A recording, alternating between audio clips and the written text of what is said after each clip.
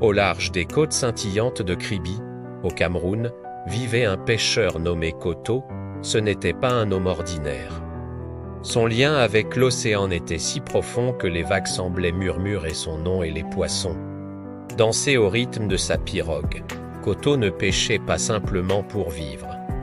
Il dialoguait avec la mer, une conversation silencieuse faite de respect et de patience.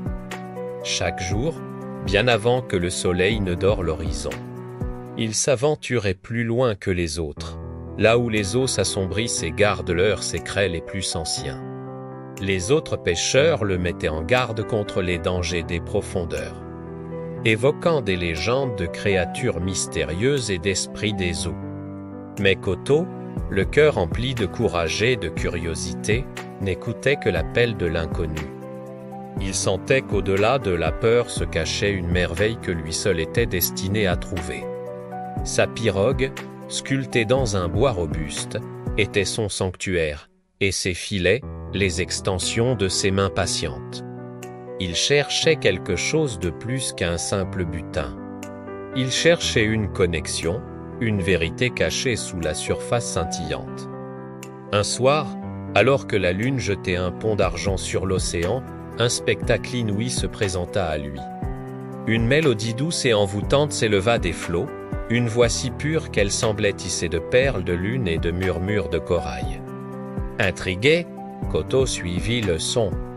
Et là, assis sur un rocher noir battu par les vagues, il la vit. C'était une créature d'une beauté irréelle. Le buste d'une femme magnifique et une queue de poisson aux écailles miroitantes, capturant la lumière des étoiles. Une Mami Wata, une sirène des légendes. Ses cheveux étaient une cascade d'algues sombres parsemées de coquillages lumineux. Et ses yeux profonds contenaient toute la sagesse et le mystère de l'océan. Leurs regards se croisèrent, et un silence profond s'installa, plus puissant que n'importe quelle parole.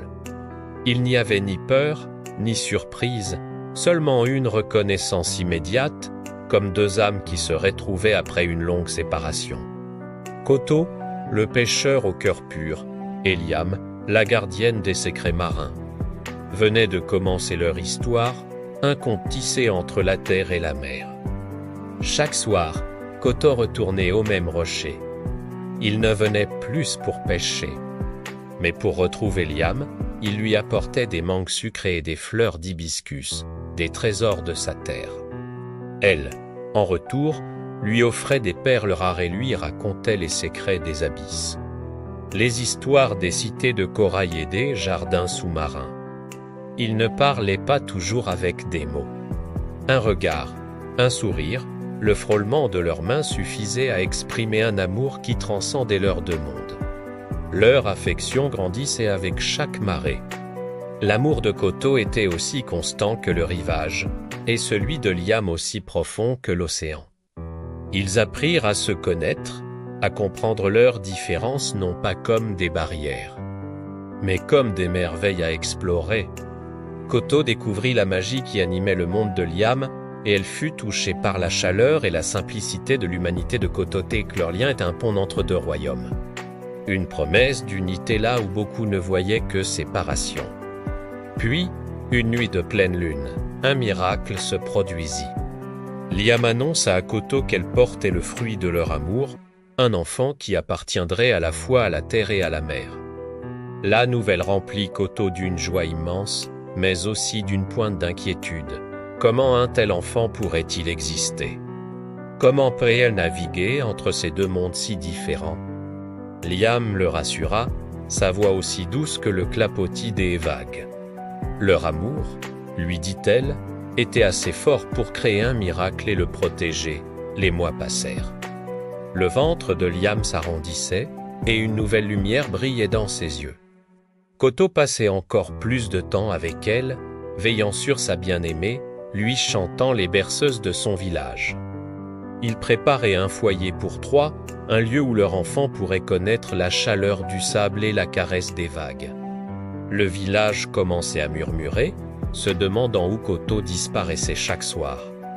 Mais le pêcheur gardait son précieux secret, protégeant sa famille naissante du monde extérieur. Le jour de la naissance arriva avec une marée haute et un ciel étoilé. Dans une crique secrète, baignée par la lune, Liam mit au monde leur enfant. C'était une petite fille, qu'ils nommèrent Manéa, ce qui signifie cadeau des eaux. Elle était la fusion parfaite de ses parents. Elle avait les yeux profonds de sa mère et le sourire chaleureux de son père. Ses petites jambes, lorsqu'elle touchait l'eau, se transformaient en une minuscule queue de sirène aux écailles scintillantes. Sur la terre ferme, elle redevenait humaine. Manéa était un pont vivant entre deux mondes. Elle grandit en apprenant à nager avec les dauphins et à courir sur les plages d'or et de Kribi. Koto lui enseignait les noms des arbres et des oiseaux, tandis que Liam lui apprenait le langage des courants et les secrets des créatures marines. Manéa incarnait l'harmonie parfaite, la preuve que l'amour peut unir les mondes les plus opposés et créer une beauté nouvelle et extraordinaire.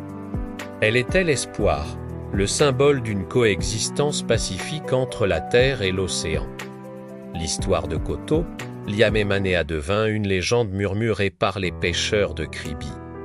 Un conte qui rappelle que les plus grands trésors ne sont pas au fond de l'océan, mais dans les liens que nous tissons. C'est un rappel que l'amour ne connaît pas de frontières, qu'il soit entre deux humains ou entre un homme et une créature des mers. Leur famille, unique et merveilleuse, continue de vivre en harmonie, veillant sur les côtes de Kribi. Un phare d'amour et d'unité pour tous ceux qui ont le cœur assez ouvert pour y croire. Merci d'avoir écouté cette légende de Kribi. Si cette histoire a touché votre cœur, n'oubliez pas de laisser un j'aime et de vous abonner à la chaîne pour ne manquer aucune de nos prochaines explorations de contes et légendes du monde entier. Partagez en commentaire quelle est votre légende marine préférée. À très bientôt pour une nouvelle aventure.